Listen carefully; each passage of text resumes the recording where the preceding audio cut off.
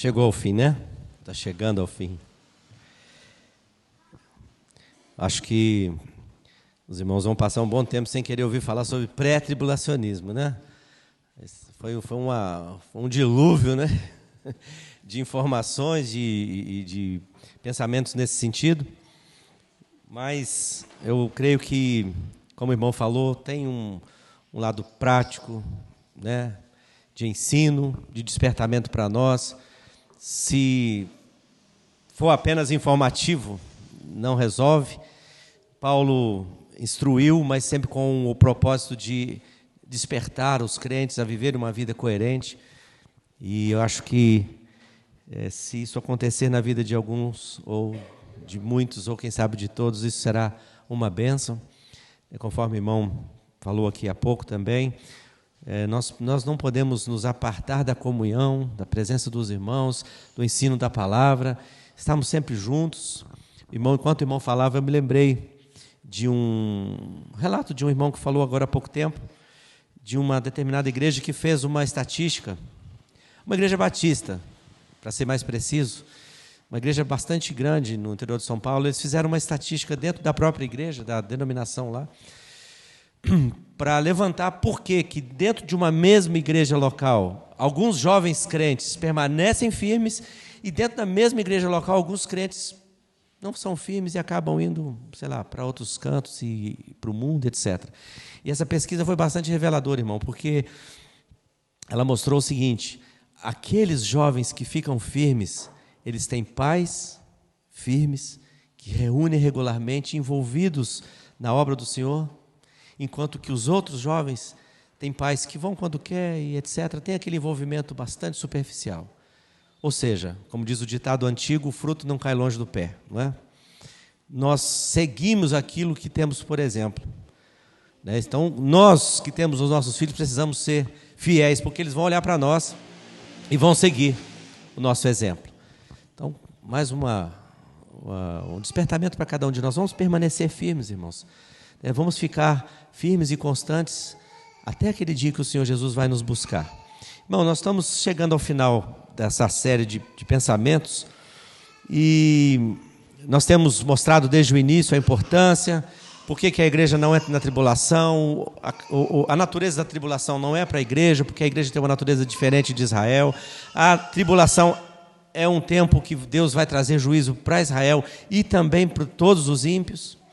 Nós falamos sobre a glória do Senhor que deixou a nação de Israel e nunca mais retornou, e Israel está sob juízo, né? Mas o dia que essa glória retornar, ela será colocada de novo na condição de uma nação especial. A gente vem falando sobre isso aqui, e hoje de manhã e agora, às 19 horas, nós falamos um pouquinho sobre os problemas que a igreja dos Tessalonicenses enfrentaram ali, os problemas de dúvidas a respeito dos mortos em Cristo, as perseguições que eles já começaram a sofrer, e alguns disseram que aquelas perseguições era porque o dia do Senhor já havia chegado e eles não entenderam o que Paulo disse, ou Paulo disse algo que não cumpriu, né? Parece que foi isso que aconteceu. E a gente viu agora no capítulo 5 de 1 Tessalonicenses, Paulo dizendo: olha, nós não somos destinados para esse dia não é para nós somos destinados para a salvação. O dia do Senhor vai pegar de surpresa os incrédulos, mas não vai nos pegar de surpresa, porque não faz parte da agenda de Deus que a igreja do Senhor passe por esse tempo. Bom, só que mais ou menos, apesar de tudo, né, que Paulo ensinou nessa primeira carta, mais ou menos 6 meses depois de ele ter escrito a primeira carta, houve um grave problema no meio dos irmãos de novo. Apareceu alguma coisa, não sei se uma carta anônima ou uma carta em nome de Paulo, desfazendo tudo aquilo que Paulo havia dito, né? E aquilo de novo trouxe problema para os irmãos. Isso aqui é bem interessante, porque a gente nota que era uma igreja jovem, e a igreja ainda estava meio que, sabe, apesar de muito ensinada, muito bem ensinada por Paulo, ela estava sofrendo ataques. E foi exatamente isso que aconteceu. No capítulo 1, versículo 3, vamos ler rapidamente aqui. Paulo vai falar algumas coisas vai mostrar esse cenário. Ele fala assim: irmãos, cumpre-nos dar sempre graças a Deus no tocante a vós outros, como é justo, pois a vossa fé cresce sobremaneira. Ou seja, esses irmãos estão em crescimento espiritual. É uma igreja jovem, está crescendo. E o vosso mútuo amor de uns para com os outros vai aumentando, a tal ponto que nós mesmos nos gloriamos de vós nas igrejas de Deus, à vista da vossa constância e fé em todas as vossas perseguições e nas tribulações que suportais. Então Paulo deixa muito claro aqui, essa igreja está crescendo em meio à perseguição e à tribulação. Então tá claro aqui o cenário, né? E ele diz que esse crescimento espiritual, esse amor mútuo que essa igreja tem, que vai aumentando cada vez mais, mesmo no meio das perseguições, Paulo diz que é um sinal evidente do reto juízo de Deus, para que eles sejam considerados dignos do reino de Deus, pelo qual, com efeito, estáis sofrendo. Então, Paulo está trazendo uma informação assim, aqui, que a igreja pode sofrer, pode passar por lutas, por perseguições. Isso é um sinal de que nós somos salvos, de que nós fomos redimidos, que nós saímos do império das trevas e fomos para o reino da luz. E ele está dizendo assim, olha,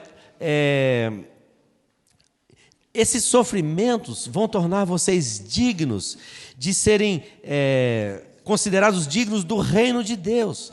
Então Paulo está dizendo que as lutas, as perseguições que aqueles irmãos estão enfrentando vai qualificá-los cada vez mais, a ponto disso se transformar numa recompensa para eles no reino de Deus. E ele diz assim: se de fato é justo para com Deus que ele dê paga em tribulação aos que vos atribulam. Então Paulo está dizendo assim, olha, fiquem firmes, irmãos, nos meios das lutas, das dificuldades, porque um dia Deus vai pagar, vai trazer juízo sobre aqueles que vos atribulam. E aí ele diz no versículo 7, e a vós outros que sois atribulados, alívio juntamente conosco, quando do céu se manifestar o Senhor Jesus com os anjos do seu poder, em chama de fogo, tomando vingança contra os que não conhecem a Deus e contra os que não obedecem ao evangelho de nosso Senhor Jesus Cristo. Então Paulo está dizendo assim, esses que hoje estão te perseguindo, atribulando, Deus vai trazer uma recompensa para eles, não muito boa, um castigo. Quando esse castigo virá?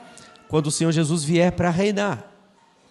Naquele dia, todos aqueles que trazem perseguição, tribulação à igreja, eles vão sofrer a vingança do próprio Senhor. E ele diz assim, esses que vos atribulam, aqueles que não obedecem ao evangelho de nosso Senhor Jesus Cristo, sofrerão penalidade de eterna destruição, banidos da face do Senhor, da glória do seu poder, quando vier para ser glorificado nos seus santos e ser admirado em todos que creram naquele dia, porquanto foi crido entre vós o nosso testemunho.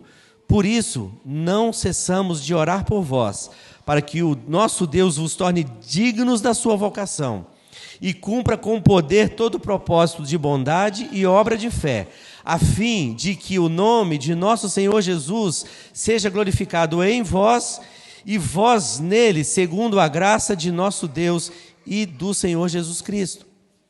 Interessante isso, porque Paulo fala, olha, ele não está falando da grande tribulação, mas ele está falando das lutas, das perseguições e das tribulações que a igreja passa aqui, e isso tudo vai contribuir para que a gente continue crescendo espiritualmente, mas com qual objetivo? A fim de que o nome do Senhor Jesus seja glorificado.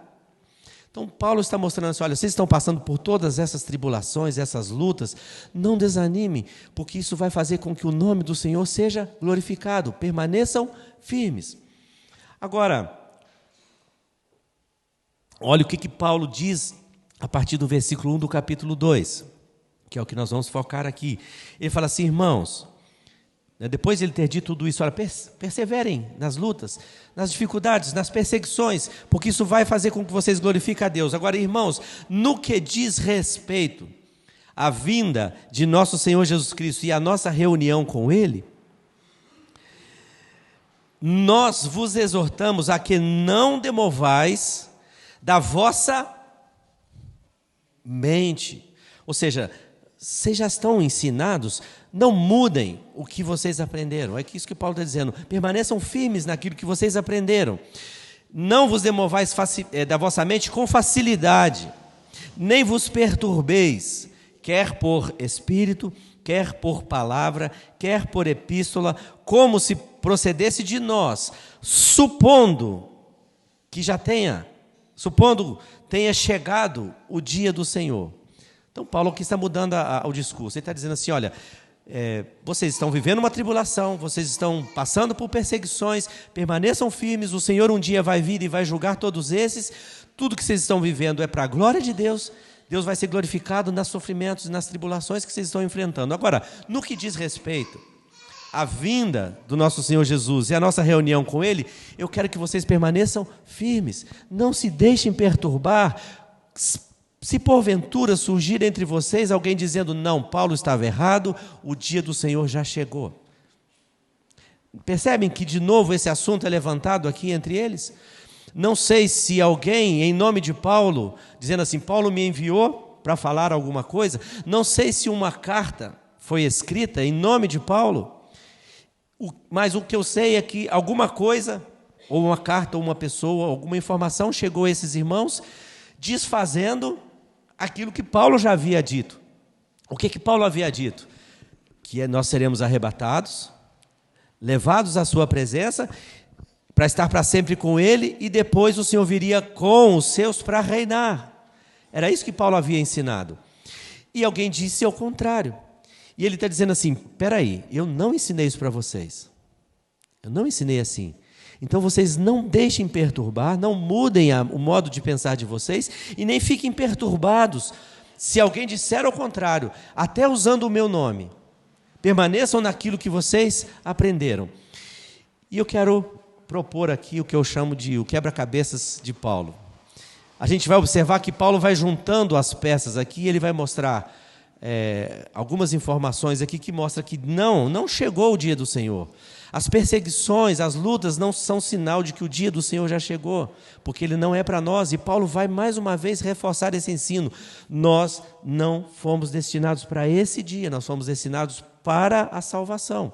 Então, a primeira peça do quebra-cabeça de Paulo aqui, ele vai dizer assim, olha, quer por espírito, quer por palavra, quer por epístola, como se procedesse de nós, ou seja, vocês vão rejeitar qualquer informação diferente daquela que eu já passei, ainda que apareça um espírito aqui, ainda que alguém venha em meu nome, ainda que venha uma carta supostamente vinda de mim, eu não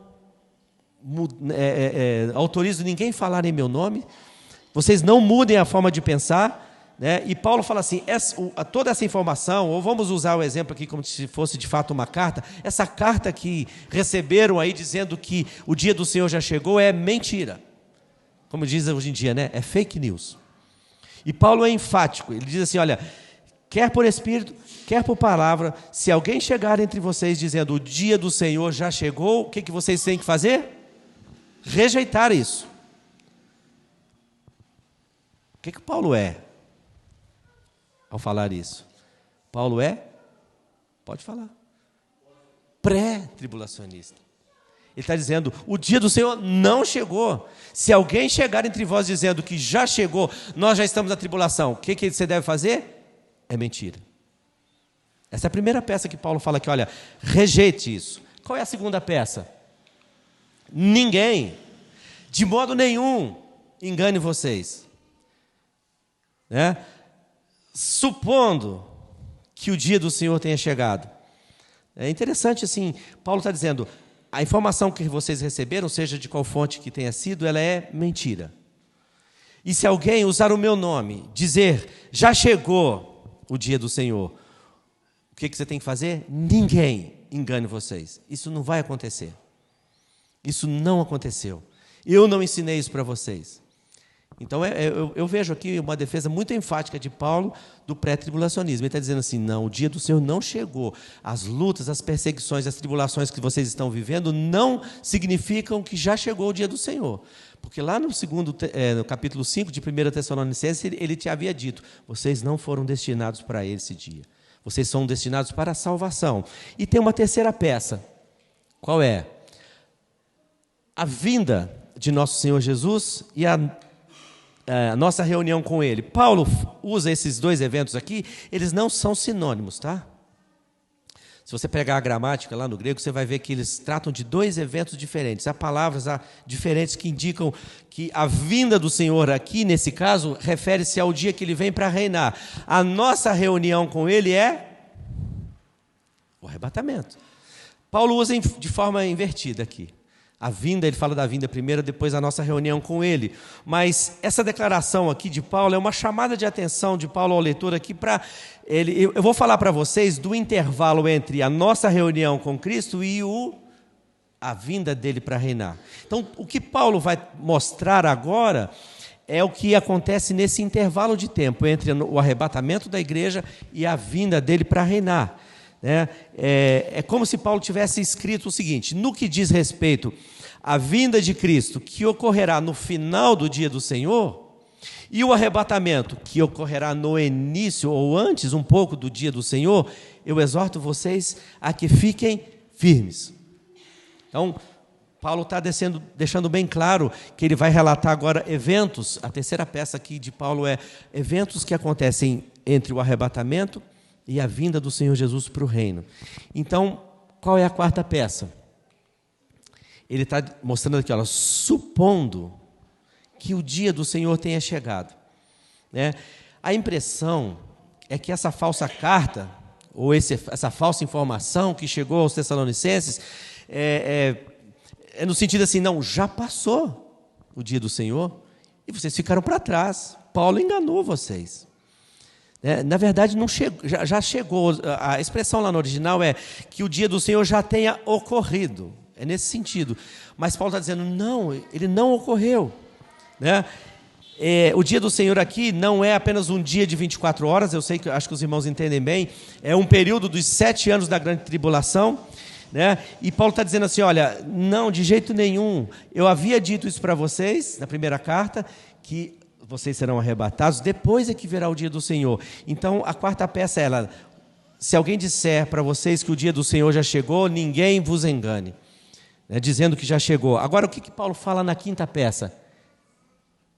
O que não acontecerá? Ele fala, isto o quê? O dia do Senhor não vai chegar antes que algumas coisas aconteçam. Então, há sinais para o dia do Senhor? Sim. E Paulo vai falar de 2 sinais que mostram para os Tessalonicenses que o dia do Senhor não havia chegado ainda. E esses sinais servem para nós também hoje, porque nós estamos vivos. Então, quais são os 2 sinais que Paulo fala assim, olha, isto não acontecerá, ou seja, o dia do Senhor não vai chegar a menos que essas 2 coisas aconteçam. E é interessante isso, irmãos, porque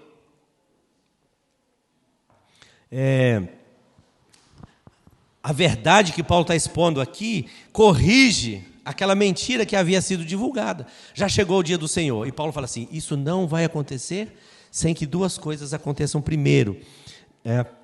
A gente pode, de novo, parafrasear aqui o que Paulo disse. Ele é mais ou menos assim: eu exorto a vocês a não se deixarem agitar ou perturbar com qualquer mensagem que diga que o dia do Senhor é chegado. Não sejam enganados, pois eu lhes digo que o dia do Senhor não é chegado, a menos que a apostasia tenha vindo primeiro e o homem do pecado seja revelado depois.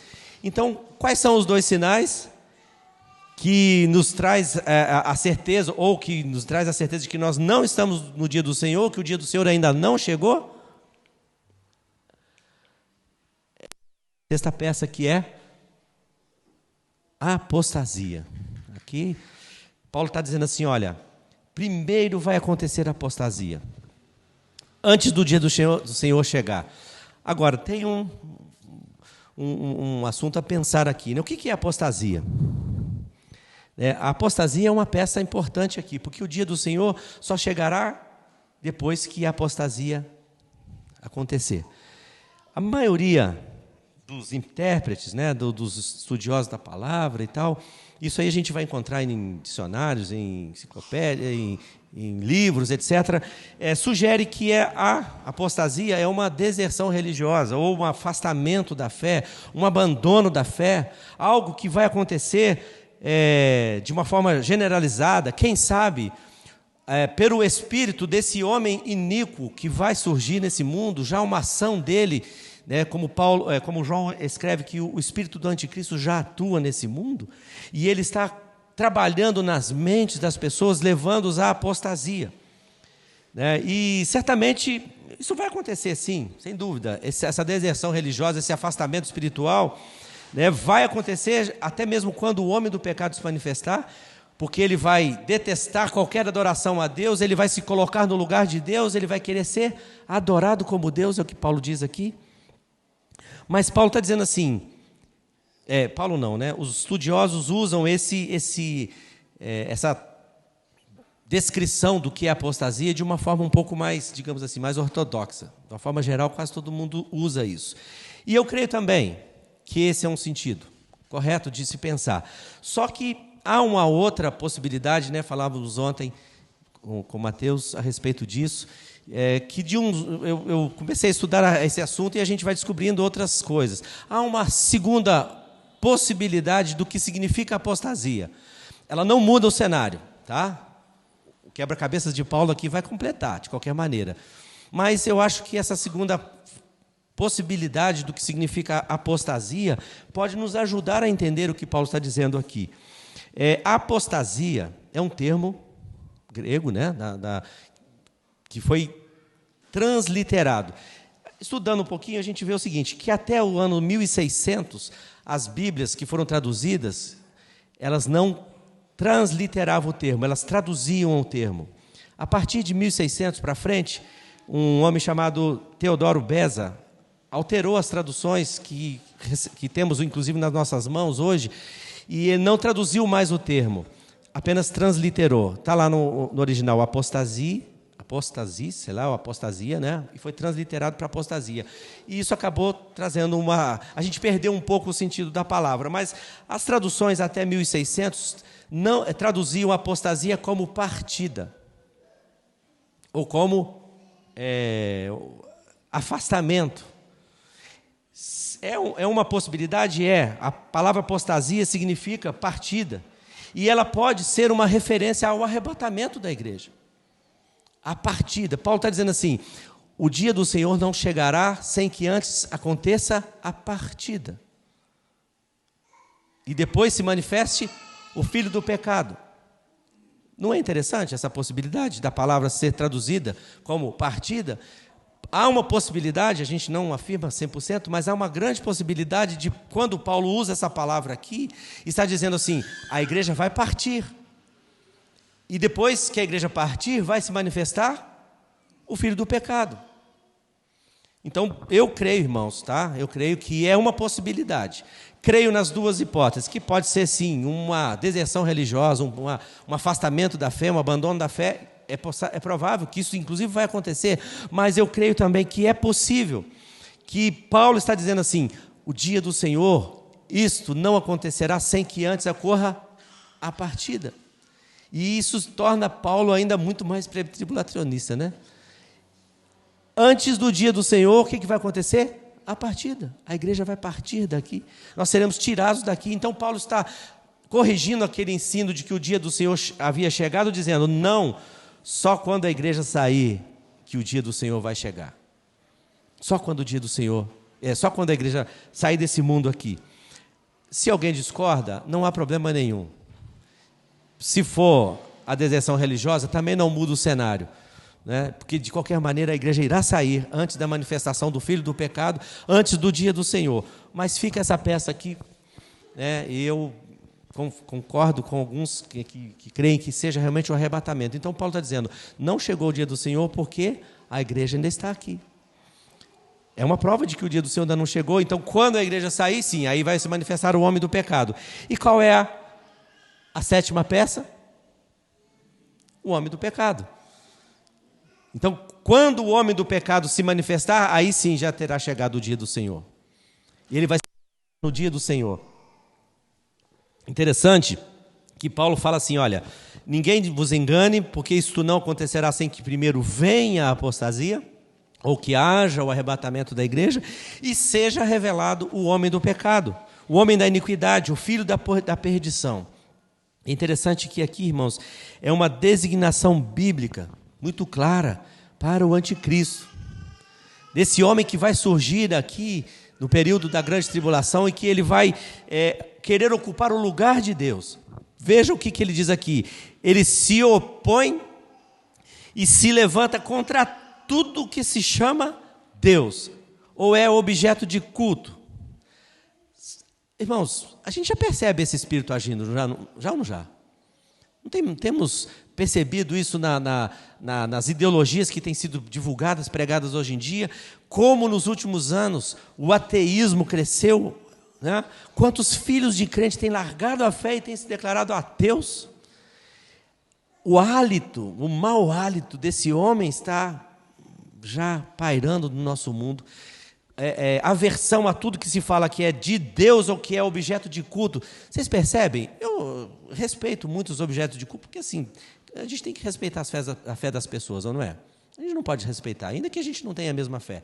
Mas vocês têm percebido que até nas repartições públicas os objetos de culto das pessoas têm sido tirados?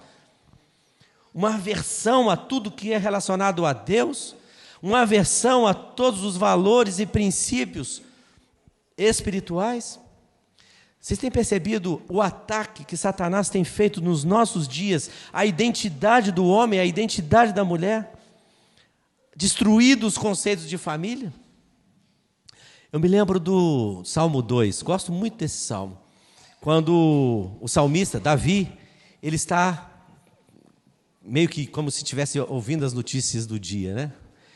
Davi está lá vendo as notícias e ele fica assim, por que os gentios se enfurecem? Os povos imaginam coisas vãs, os reis da terra se levantam e conspiram contra o Senhor. E contra quem? O seu ungido. Quem é o ungido? O Messias. E nós aprendemos que o ungido não é só o Messias, é a igreja que está unida a ele.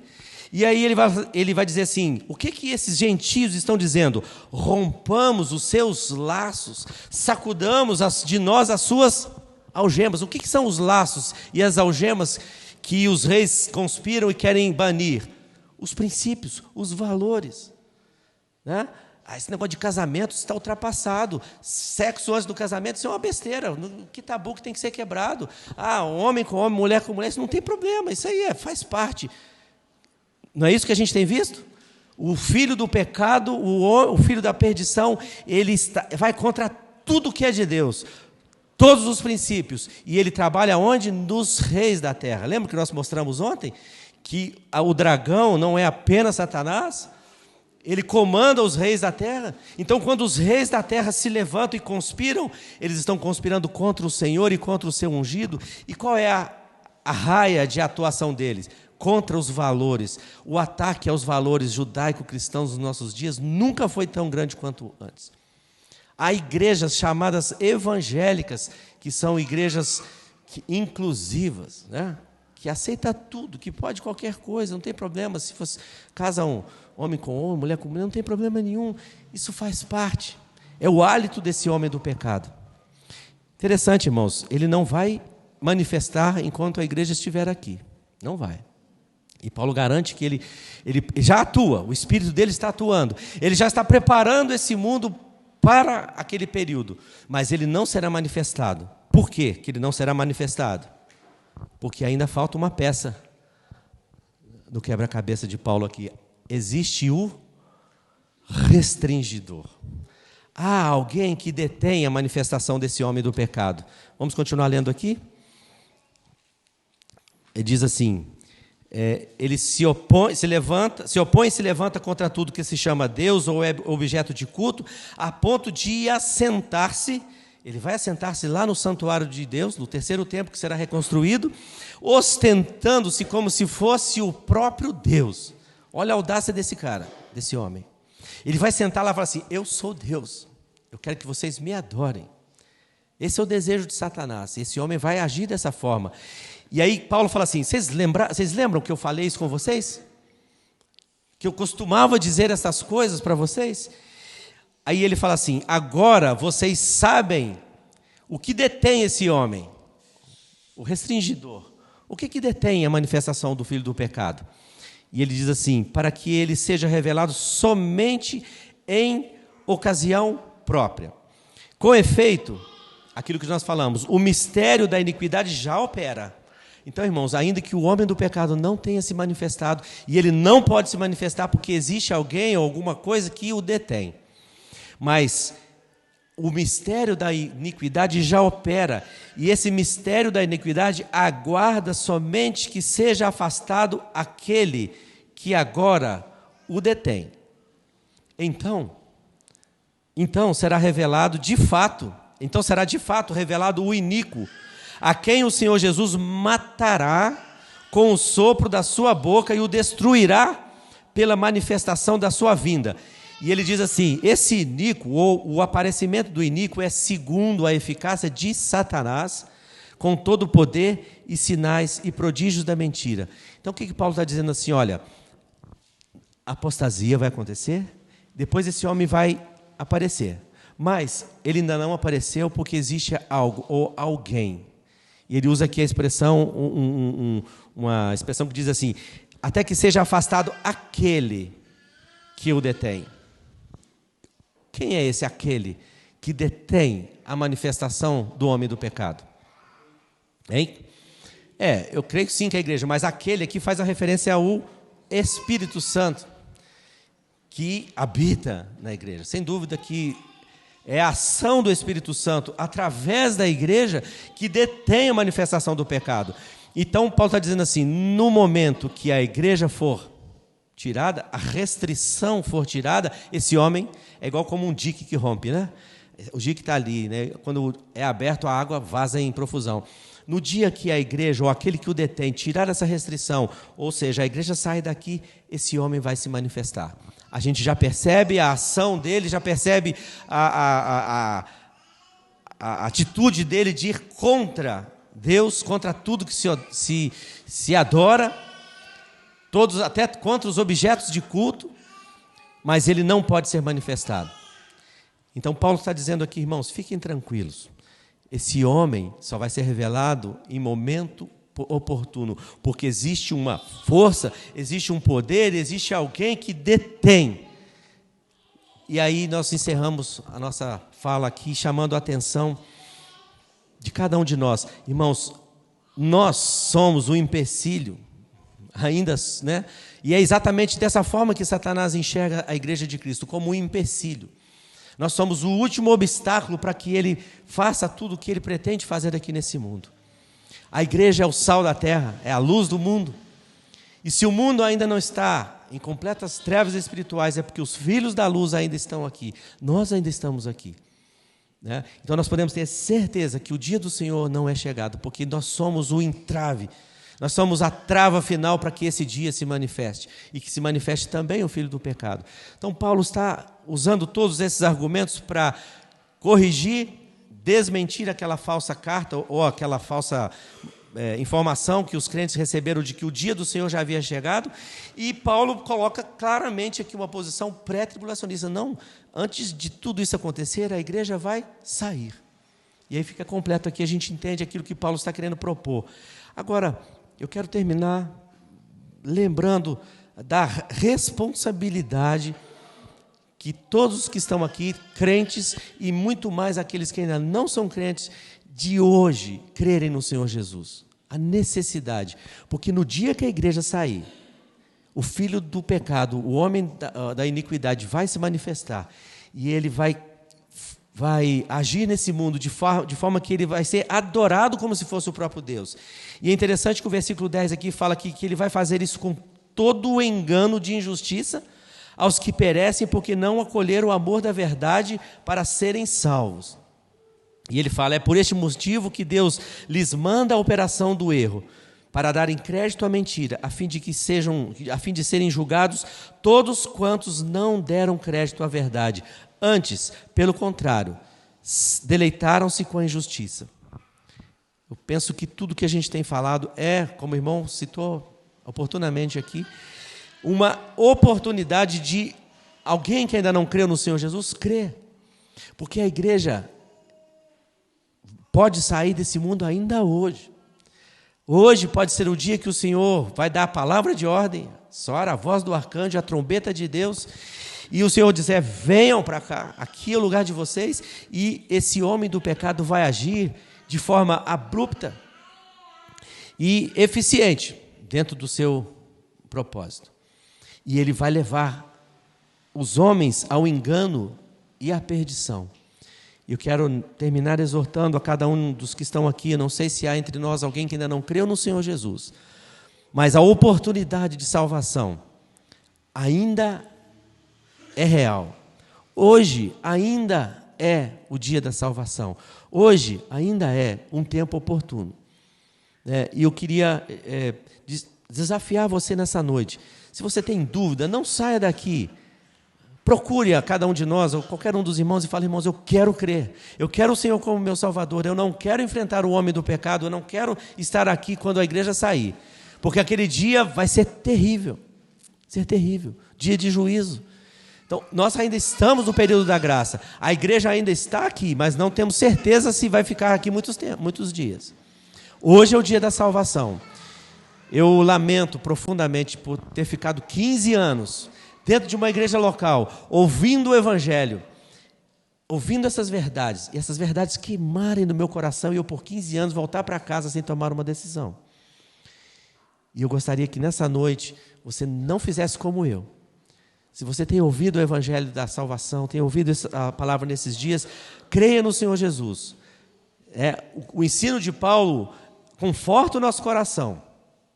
Mostra que nós não seremos pegos de surpresa. Nós não seremos apanhados como os incrédulos serão apanhados por esse dia. Mas se você não crer no Senhor Jesus, você vai fazer parte desse juízo. Lembra que nós lemos aqui no capítulo 1, fala que o Senhor Jesus virá com os anjos do seu poder, e ele com chama de fogo, e vai tomar vingança contra aqueles que não recebem o Evangelho, não obedecem ao Evangelho. Então a mensagem do Evangelho não é uma brincadeira. A mensagem de pregação do Evangelho é algo muito sério. Para aqueles que creem no Evangelho é salvação, mas para aqueles que rejeitam o Evangelho, essa mensagem é de juízo e de perdição eterna. Eu ouvi uma expressão que alguém usou, certa ocasião, ele diz assim que o mesmo sol que dá sobre a manteiga e que dá sobre o barro, o que faz com um e outro? Ele amolece a manteiga, mas ele endurece o barro. O Evangelho que é pregado, anunciado, se você crê nele, ele te salva. Se você o rejeitar, ele te condena ao inferno. E é o que nós temos falado nesse dia. O Evangelho é o poder de Deus para salvar, mas é o poder de Deus também para condenar o homem ao inferno. Porque Deus dá a oportunidade, mandou o seu Filho, morreu no nosso lugar, e Ele avisa, e abundantemente avisa. Se você sair daqui hoje sem crer no Senhor Jesus como Salvador, é um direito seu. O Senhor não irá lhe obrigar a crer, mas é uma grande responsabilidade. E como nós cantamos, ao findar o labor dessa vida, quando a morte ao seu lado chegar, que destino há de ter a sua alma? Qual será no futuro o teu lar? Meu amigo, hoje tens tu a escolha, vida ou morte? Qual vais aceitar? Amanhã pode ser muito tarde. E hoje é que Cristo quer te libertar. E Paulo foi muito feliz em defender a fé, foi muito feliz em orientar os crentes, mas ele deixou claro que no dia que o Senhor Jesus vier para reinar aqui, Ele vai trazer juízo sobre todos. E nós não gostaríamos que você saísse daqui nessa noite sem ter a certeza da sua salvação, sem ter convicção de que os seus pecados foram perdoados. Uma criança pode fazer isso, que entende já as coisas, ele pode decidir. Uma criança pode crer. Se você entendeu, pode dizer: eu quero o Senhor Jesus como Salvador, eu não quero ir para o inferno. Hoje é o dia aceitável, hoje é o tempo da salvação. Eu quero agradecer a paciência dos irmãos, a atenção com a palavra de Deus. Peço que os irmãos continuem orando por nós, na nossa viagem de retorno também. Eu agradeço muito por ter estado com os irmãos aqui, aprendi muito, fui muito edificado, saio daqui transbordando de alegria, de felicidade de ter passado esse tempo com os irmãos. Muito obrigado mesmo. Eu espero que nos encontremos em breve. Eu espero que nós nos encontremos em breve lá em cima. Se isso não acontecer, que nos encontremos em outra oportunidade, seja aqui, seja lá em Petrópolis, seja onde o Senhor nos permitir. Que o Senhor nos abençoe. E mais uma vez agradeço aos irmãos e devolvo a palavra ao dirigente, aos dirigentes e agradeço mesmo por tudo que o Senhor nos permitiu viver nesses dias aqui. Muito obrigado.